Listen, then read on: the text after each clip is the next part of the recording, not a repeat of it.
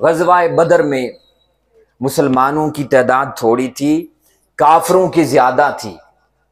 सहाबा कराम रिज़वानुल्लाह ताला अजमईन ने अर्ज़ की, या रसूलल्लाह सल्लल्लाहु अलैहि वसल्लम, हमारी तादाद थोड़ी है, काफिरों की तादाद ज़्यादा है, तो आप अल्लाह से दुआ करें कि अल्लाह हमारी मदद करे। आका अलैहिस्सलाम ने दुआ की, दुआ जो की तो अल्लाह पाक ने फरमाया, मेरे हबीब अब फिर क्या चाहता है? महबूब ने फरमाया, ए मेरे मालिक, अब हमारी मदद के लिए फरिश्ते भेज। 5000 फरिश्तों की जमात आई। अब उनका काम तस्बीह करना है, मगर फरमाया आज तस्बीह छोड़ो, आज यार का हुक्म है, तस्बीह की बजाय तलवारें पकड़ो, तलवारें पकड़ो, यार ने जो कहा है तो चले जाओ। सहाबा कराम रिज़वानुल्लाह ताला अजमईन फरमाते हैं कि हम देखते थे कि हमारे तलवार चलाने से पहले काफिरों की गर्दनें उड़ जाती थी, काफिरों को शिकस्त हुई, आका अलैहिस्सलाम फतहयाब हो गए। और उसके बाद आका अलैहिस्सलाम नमाज पढ़ाने लग गए, जमात कराने लग गए। सैयदना जिब्रील अमीन अलैहिस्सलाम ने समझा कि हमारा काम ख़त्म हो गया है, जंग आका अलैहिस्सलाम जीत गए, सहाबा कराम रिज़वानुल्लाह ताला अजमईन जीत गए, तो अब हम वापस चले जाएं, वापस चले जाएं। आका अलैहिस्सलाम से इजाज़त लिए बगैर 5000 फरिश्तों का लश्कर, जाने वाले कौन थे? फरिश्ते, और ले जाने वाला कौन? फरिश्तों का सरदार जिब्रील अमीन। जब गए और आसमान के पहले दरवाजे पर पहुंचे तो दरवाजा बंद था, पहला दरवाजा बंद था।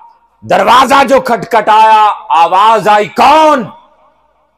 अर्ज की, कहा मैं फरिश्तों का सरदार जिब्रील अमीन, दरवाजा खोलो। आवाज आई, जिब्रील अमीन आज दरवाजा नहीं खुलना, आज दरवाजा नहीं खुलेगा। वजह क्या है? उन्होंने कहा यार का हुक्म है, अल्लाह का हुक्म है कि दरवाजा नहीं खोलना। उन्होंने पूछा भाई हुक्म क्यों है, किस लिए नहीं खुल रहा? तो आवाज आई, क्या फरिश्तों, जिब्रील अमीन से कहो कि जिसके लिए भेजा था, क्या उनको इजाजत घिन के आया है? क्या उसे इजाजत लेके आया है? अर्ज की, इजाजत तो नहीं लेके आया। फरमाया वापस जा, और जब तक मेरा हबीब इजाजत न दे फिर वापस ना आना। हालत नमाज में आका अलैहिस्सलाम नमाज की हालत में खड़े थे, ऐसे आके सामने खड़े हो गए। आका अलैहिस्सलाम मुस्करा पड़े और इशारों में जवाब दे, जिब्रील हुन समझ आ गई, जिब्रील हुन समझ आ गई, मेरी इजाजत गिदे बगैर क्या तो खुदा तू पहुंच वैसे है कौन? जिब्रील अमीन। अर्ज की, या रसूल अल्लाह समझ आ गई है। फिर चले तो दरवाजा खुल गया। अरे लोगों, मुहम्मद की इजाजत के बगैर फरिश्तों का सरदार भी खुदा की बारगाह तक पहुंचना चाहे तो आसमान का पहला दरवाजा भी नहीं खुलता। आप और हम गुनाहगार इंसान मोहम्मद का वसीला छोड़कर, मोहम्मद की मोहब्बत छोड़कर, आका का इश्क छोड़कर खुदा तक पहुंचना चाहे तो पहला दरवाजा तो क्या, अरे जमीन से भी नहीं हिल सकते हो, जमीन से भी नहीं हिल सकते हो। या रसूल अल्लाह, बुनियाद मैंने कायम कर दी, अब इस पर वाकयात सुनाऊं कि बात पुख्ता हो जाए। अरे फरिश्तों के सरदार के लिए मोहम्मद की इजाजत के बगैर दरवाजा नहीं खुलता, आपके हमारे लिए कैसे खोला जाएगा?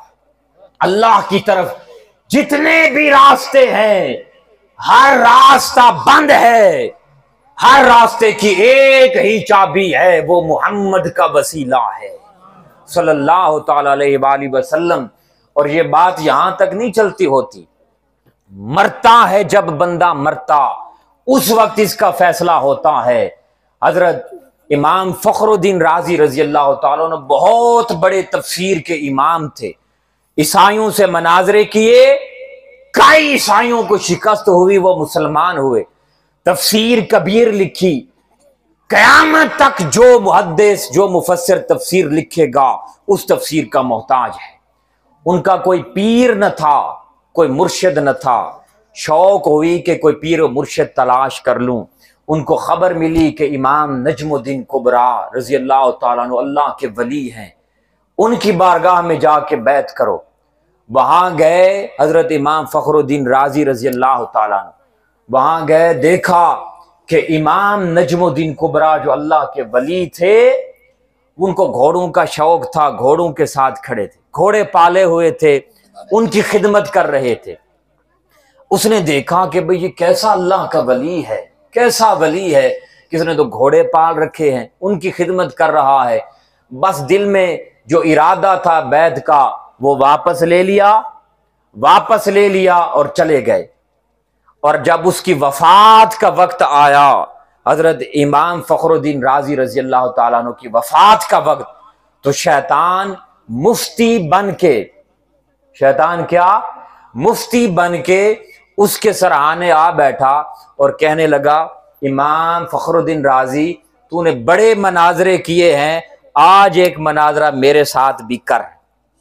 आपने कहा कर लेते हैं, सारी जिंदगी मनाजरों में गुजरी, लेकिन उसने कहा शर्त यह है कि अगर तू मनाजरा हार गया तो फिर काफिर होके मरेगा, कलमा छोड़ना होगा। उसने कहा ठीक है, चैलेंज कबूल कर लिया। उसने एक ही सवाल किया, शैतान ने जो मुफ्ती बन के आया था, एक ही सवाल किया कि अल्लाह के एक होने पर दलील क्या है। सवाल क्या किया, अल्लाह के एक होने पर दलील क्या है। इमाम फखरुद्दीन राजी रजी अल्लाह तआला अन्हु के पास 100 जवाब थे। कितने जवाब थे? अल्लाह के एक होने पर अकल से 100 जवाब थे। एक जवाब दिया, शैतान ने इल्म से रद्द कर दिया। दूसरा जवाब दिया, रद्द कर दिया। जवाब देते गए, वो रद्द करता गया। 99 जवाब दिए, 99 के 99 जवाब रद्द हो गए। अब एक ही दलील बच गई थी और वो भी रद्द ही हो जाती, वो भी रद्द ही हो जाती। आखिरी दलील देने वाले थे। अब यहां पीरो मुर्शिद काम आता है। जब जान कफ़से उनसरी से निकलने लग जाती है और ना उस वक्त इल्म बचा पाता है, ना अमल बचा पाता है। सिर्फ इल्म अमल हो तो बचा नहीं पाता। करीब था कि वो जवाब भी देते तो रद्द हो जाता और काफिर होके मरना पड़ता। उधर सामने इमाम नजमुद्दीन कुबरा आ गए और कहा, फखरुद्दीन राजी इस बेईमान को दलीलें न दे, इसको एक ही दलील दे कि हम खुदा को सिर्फ और सिर्फ मोहम्मद की वजह से एक मानते हैं। खुदा को हम खुदा को एक मानते हैं और कोई दलील न किसी इल्म से एक मानते हैं, न किसी अमल से एक मानते हैं। न खुदा को देखा है, न खुदा को सुना है, न खुदा ने कभी कलाम किया है। हम खुदा को एक सिर्फ और सिर्फ मोहम्मद की दलील से मानते हैं। शैतान वहां भागने लगा और बेपीरों के लिए बड़ी खास बात कह गया। जिनका मुर्शिद कोई नहीं, उनके लिए बड़ी खास बात कह गया। कहा है, फखरुद्दीन राजी आज न तुझे तेरा इल्म बचाने वाला था, आज न तुझे तेरा अमल बचाने वाला था, मगर तुझे इमाम नजमुद्दीन कुबरा बचा गए।